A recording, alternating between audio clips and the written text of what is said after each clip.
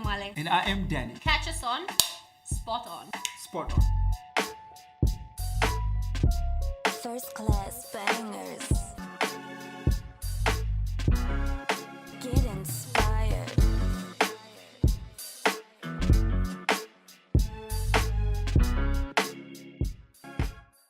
Hey, what's up, guys? My name is Danny, and welcome to Spot On. I'm Wisa Mwale. Today on Spot On, guys, we have a very special guest. Her name is Maureen.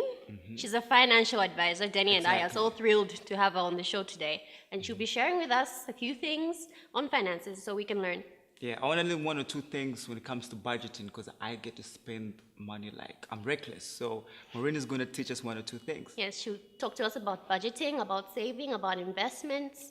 Everything. Welcome to Spot On.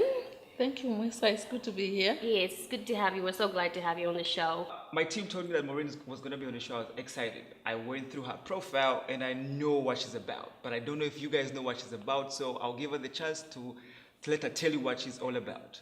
Okay, thank you so much, Danny. It's good to be here. Welcome. So my full names are Maureen Navliato Zulu. Okay. I'm a wealth consultant by profession, also known as a financial advisor. Okay, cool. Pretty much the same thing. Okay. So I've been in the financial services industry for about 5 years now. Wow. Yeah. Can you actually believe that I have a public relations background? Great. I started off in marketing, in public relations. Then 5 years ago, the De Beer Group approached me. They were looking for financial advisors that have a strong sales and marketing background. So I had to get qualified. I had to learn to get the knowledge, to be licensed. I'm actually licensed by the Security and Exchange Commission Great. Oh, wow. to give financial advice.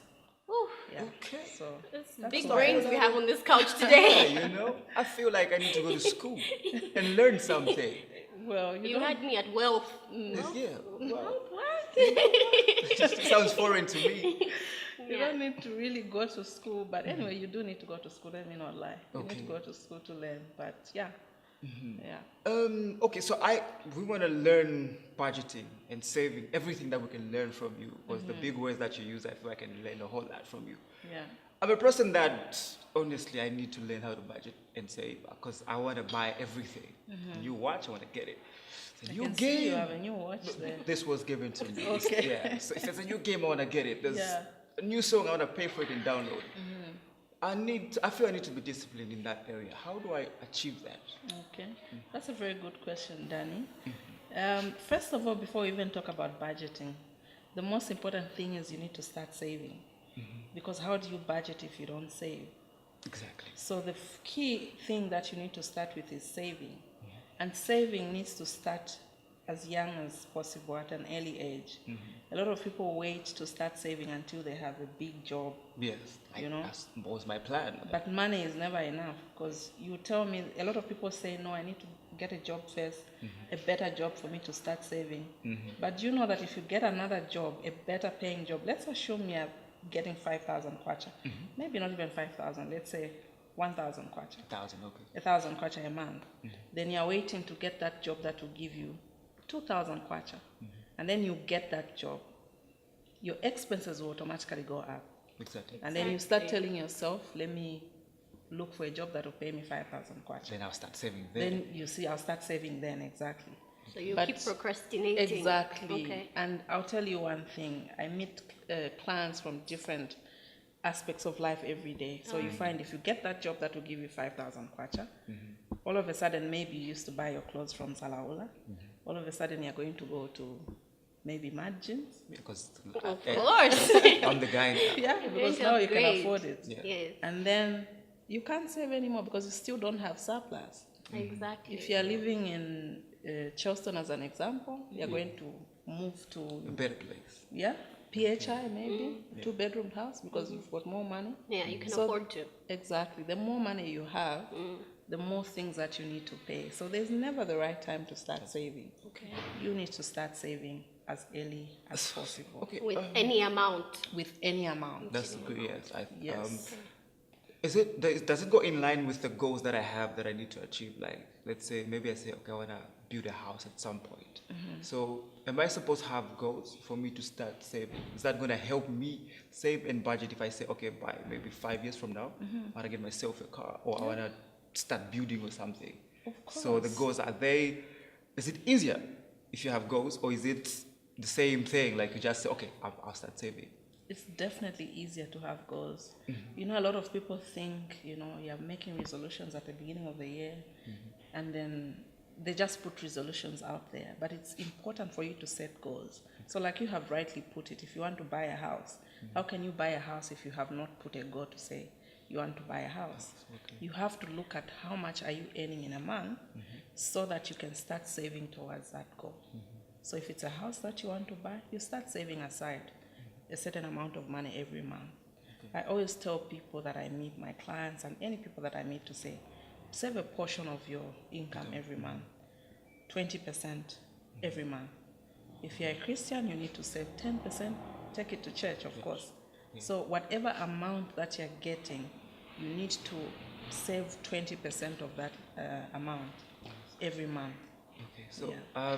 I have said some of the things that I have trouble, like I'm trying to buy some stuff. What are some of the things that you have trouble with, like? Not trouble, but I just think people on a low salary, let's say she's a single mother, she earns maybe 2,000 kwacha per month. She depends on her salary. She has a child to take to school. She has to buy groceries for the house. How can she manage that money? So Yeah, the first thing really is to live within your means. I think that's one thing that a lot of people lack, because you're a single parent, meaning you have to be the mother, you have to be the father to your child. So first of all, you need to make sure that you're taking this child to a school that is within your means, within affordable means. And also you need to make sure that you're living in a house that is affordable.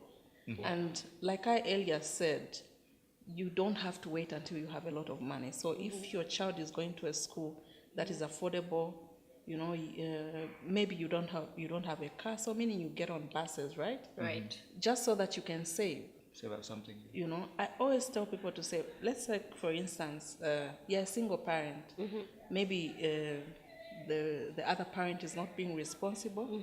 So when you got pregnant, if you have a job, you need to start a pregnancy fund. Planning. Exactly. Start planning, because Yeah. you know that, okay, this person is not coming back. So why wait and, you know, mourn about it? You know that you're the only parent that that child is going to have. So even when you get pregnant, you can start saving something.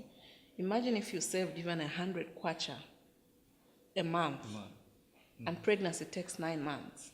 So in 9 months, you would have saved how much? 900 kwacha. That's money that you didn't have. Exactly. Yeah. That's so true. Yeah. That is so true. I have a question. Do you think it's a good idea to sort of get maybe a loan? Is that a good thing, or maybe these are just things that are not going to help me in any way? Yeah, is it wise to get a loan? That's a very good question. I get that a lot from my clients. And there's bad loans, there's bad debt and good debt. Okay. What's So the tell difference? us about that. Because I don't want to have anything bad. Like I want the Exactly. good stuff all the time. Of course. You see, I wouldn't say get a loan. A lot of people get loans to get a loan to buy a car. That's definitely a bad debt. Okay. Get a loan to buy clothes, get a loan to travel. That's bad debt. Okay, sorry to cut you, but what if I have I work somewhere and it's very difficult for me to get on the bus. I need the car for me to go to work. Is that a good idea? To get a loan to buy a car. Car, yes. Definitely bad idea. Like, live within your means. Okay. Why would you want to get a loan to buy a car? Which is not bringing any It's not income. life and death. So what's a good debt? A good debt is you can get a mortgage for a house. You can get a loan because you have What to is go a to mortgage? school. A mortgage is a loan that you buy a house and then you start paying monthly repayments Like to hire the bank. purchase. Well done, yes. Exactly. So you're living in the house, but it's not yours. It's owned by the bank. But you pay as But you you're go. paying, so it's more like you're paying rent on a monthly basis. That's a You good know, idea. and then when you're done with that mortgage and the house becomes yours. So of course those are good debts. Yes. And there are people that have gotten debts. Like, you can get debt because you want to venture into a business, but of course you've thought about that business. You don't just wake up and say, "Oh, I'm going to start this business, so let me get this loan." You need to do the planning. Okay. Yeah. So when it comes to getting a loan, you're advising us to get a loan where we're investing, Exactly. not just spending like a vacation or shopping. That's It's not a matter of life and death. So if you have to get a loan to travel, then you're living beyond your means. You can't afford to travel. You know, there's this saying, stay in your lane. Like really, so we save so that the end of the year you can travel. Yes, exactly. That makes a whole lot of sense. Start saving in January so that you can have a holiday in December. Exactly. And it's very possible to do that because traveling doesn't always have to be on a plane. Yeah. You can go to Siavonga, you can go to Livingstone. Still have a great time. Because that's what you can afford right now. Okay. Yeah. You know? And if you started saving from January to December, surely You have some. you'd be able to travel somewhere. Yeah. I will remember this interview like for years. So my dream is to have a daughter. So Okay. if I have a daughter, and how do I teach her, like at a young age, for her to know how to budget and what save? age can you start teaching them? As long as from the moment they can say Papa. Oh, really? I think from the moment a child understands things, you have to keep on introducing certain words that they can understand. Okay. You know, there's a very bad culture in Zambia, a very bad savings culture. And a lot of people that I manage their money, my clients, they always tell me to say, I wish I started saving early. Yeah. You know? I might just call you for. She do manage, right? I think she needs You it. definitely need to. Yeah. So a child, you introduce a piggy bank in the home, you give your child a piggy bank. Correct. You have to give the children an allowance because if you don't give them an allowance, how are they going to save? Yes. They need to learn how to save, how to give, how to spend as well. So you make them do chores to sort of earn the money so they understand that money is not free. Exactly. I mean, I'll tell you one thing. I've got a 5-year-old. She knows that I love massages. So when I'm tired at the end of the day, she comes and says, Mommy, can I massage your feet? You pay me 2 kwacha. Oh. I joke to massage my wait for that. feet. So definitely and she's I'll only pay her. 5. She's only 5, but she's got a bank account. Oh. She's got an ATM card that I control. Oh, wow. And she's got a piggy bank where every time you give her money, she goes and puts, and that's something that you can introduce to your daughter when you have your daughter. Yes. Yeah. Very similar. So, Maureen, when it comes to spending, females especially, we really like things. I'll speak for myself. Like, I want to look good all the time. I want to smell good. I want to dress good. I want to do my hair, do my nails, things like that. Yeah. So, how do we manage that, the spending, Yeah. with all the fancy things that we want? Melissa, that's a very good question. I like things myself. And I always tell people that just because you're saving, it doesn't mean you don't have to look good. Yeah, You because that's the still- thing. Like, yeah. My dad would always say, you have to die a little, you know, like, don't spend on, what can I say, on things like fancy things. He'd say, Yeah. that's a luxury. You Yeah. can do without it. Just Yeah. die a little for now. Die Yeah. a little, then later on you'll be able to, you know what I mean? Yeah, you see, what might be a luxury to you might not be a luxury to me. So I can't come here and say, don't buy. I can say that hair looks very expensive. I like things, like I said as well. So I can't come here and say, don't buy Brazilian hair, don't buy Peruvian hair. But it's just how you manage it. Okay. You know, you still need to look good. If you're working, as an example, if you've got an income that comes at the end of the month, I always say what you need to do is pay yourself first. You know, if you have a lot of bills, bills will never end. I like her. One principle that I've started applying, that I've been applying for a while, is if I want to buy something new, I'll sell something that I don't use. So you go back to your wardrobe and look at, Okay. you've got 10 pairs of shoes. You know, I feel very smart. Because just a few days ago, I was clearing out my wardrobe. And I found lots of things that I know I won't use. And I'm thinking, why not have a yard sale? Exactly. You know, so I can sell everything really cheap, maybe 50 kwacha, everything from shoes to clothes, bags, whatever. And then get something for myself from that So money. have you done that? I'm yet to. That's what you need to do. Yeah. That's exactly what you need to do. Yeah, The so yard we can sales- do that, yes. You can hold a yard sale at home. You can Yeah. call a few friends. There's something that I'm actually organizing with my friends. We are calling it sip and swap. Instead Okay. of me buying something new, I know that there are a few friends of mine that have got clothes that they don't wear. I've got shoes that I don't wear. So Nice. Wow. That's have That's some so wine, brilliant. call them aside, and then we're sweeping and swapping. And I'm not Oh, buying wow. anything. Even swip Yeah. and swap. Yeah. Sip and swap. Sip and what? Sip and swap. Swag. Sip sip and swap. Sip and Those are swap. all ideas that you can do. That's so brilliant. Yeah. I know it's not easy to actually save a budget. So, and people want to know how they can manage through to do this. And we want to know what challenges have you experienced so that they could be encouraged to go on because you're managing well, but what challenges have you experienced? Yeah. I mentioned that I've been a financial advisor for 5 years now.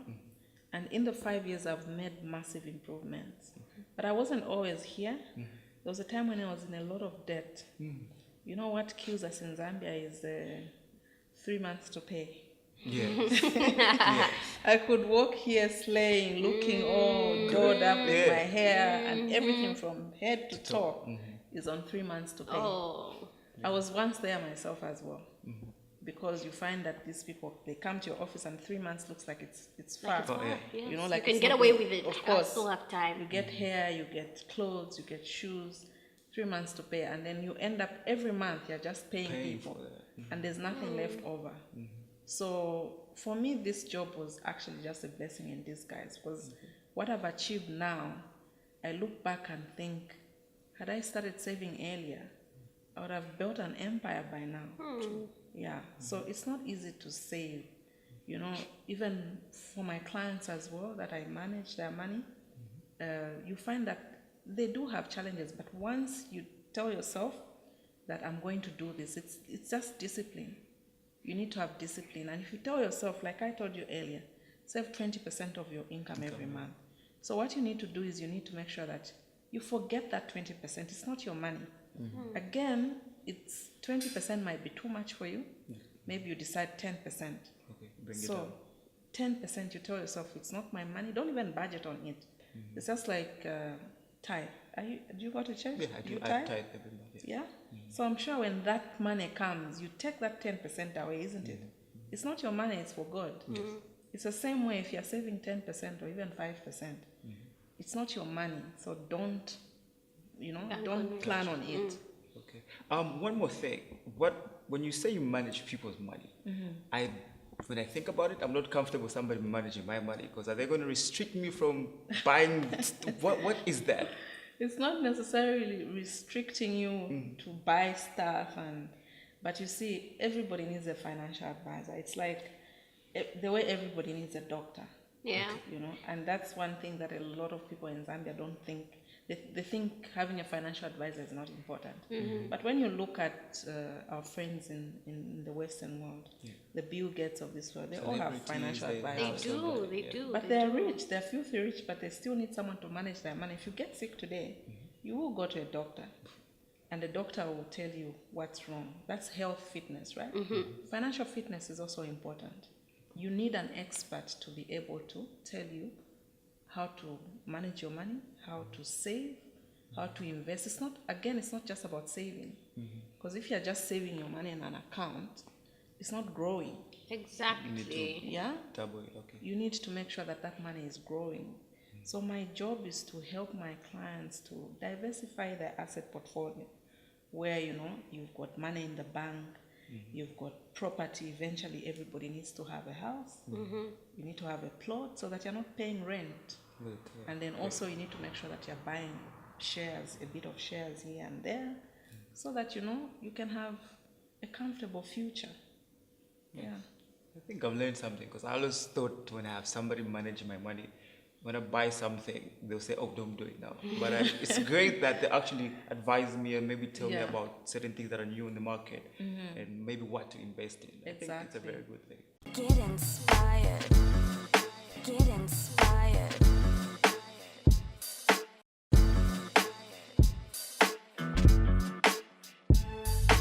7:30 p.m. on live TV, channel 815.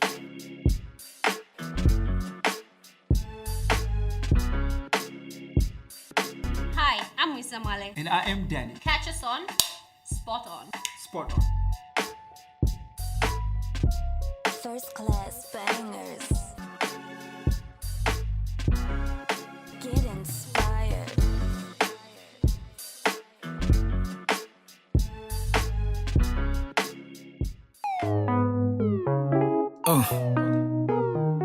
Yeah. Let's go. International. Asikimi, where we go, everybody mama gelo.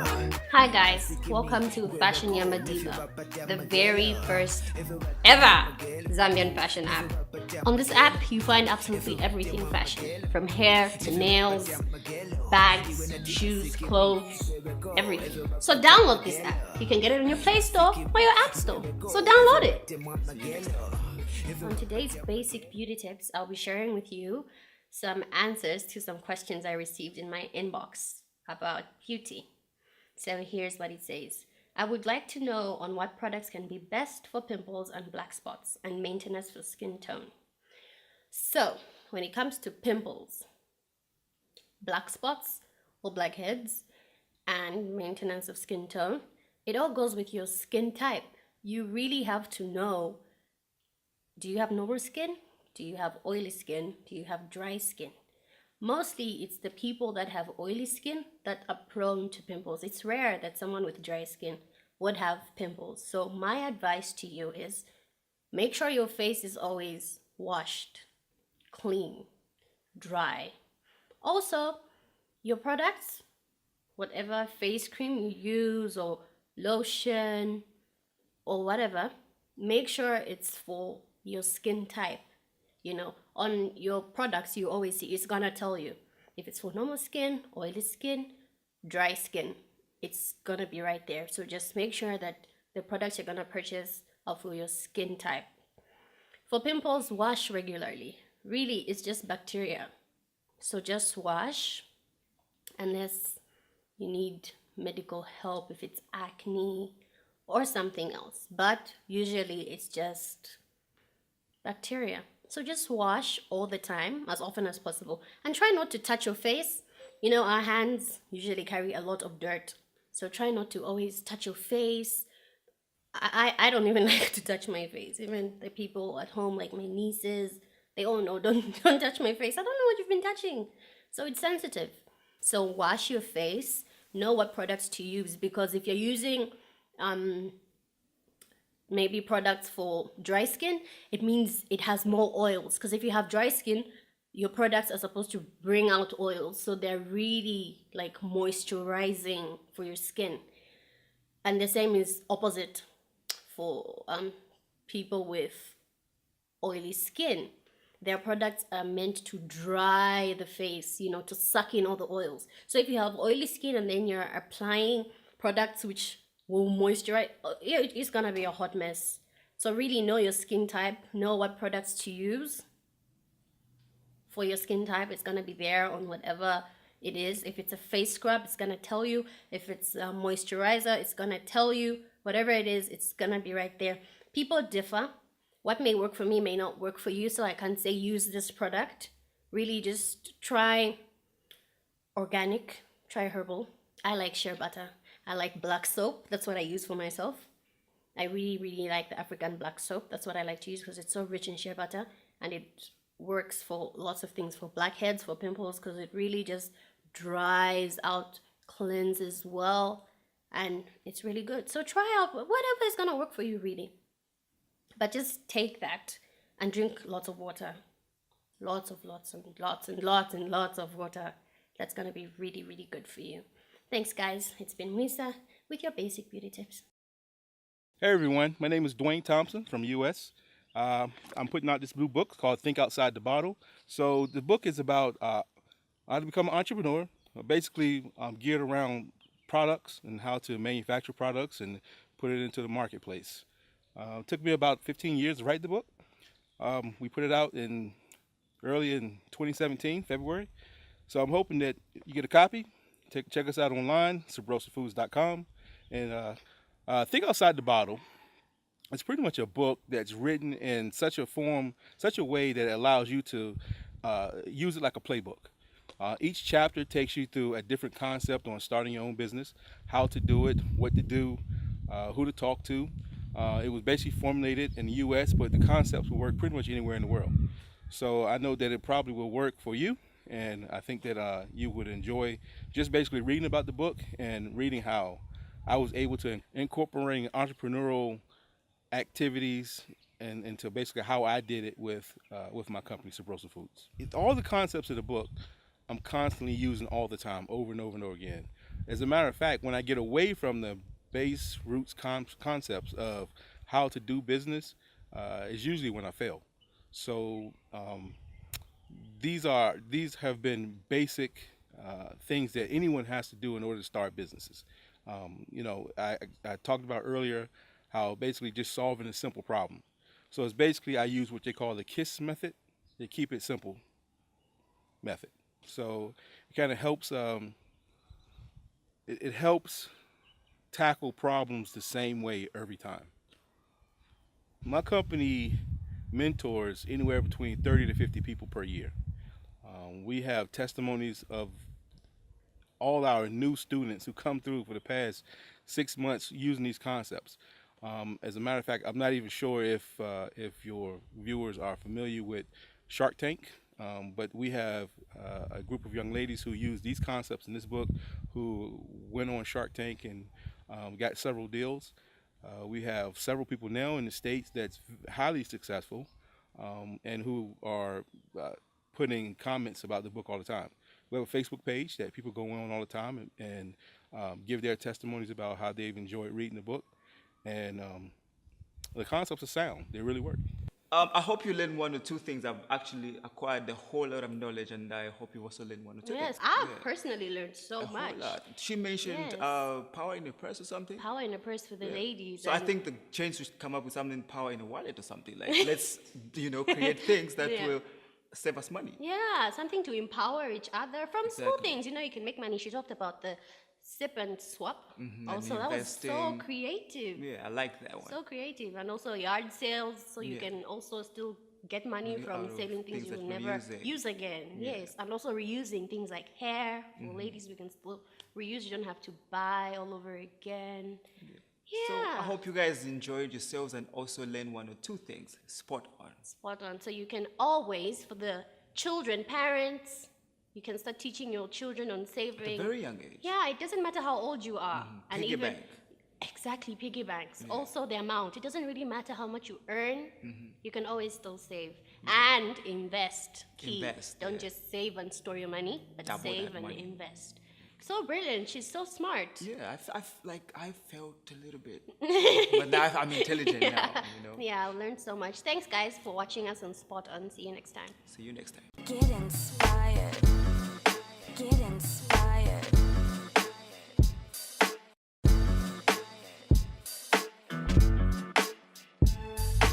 7:30 p.m. on live TV, channel 815.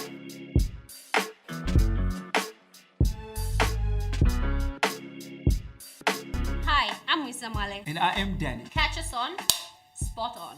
Spot on. First class bangers.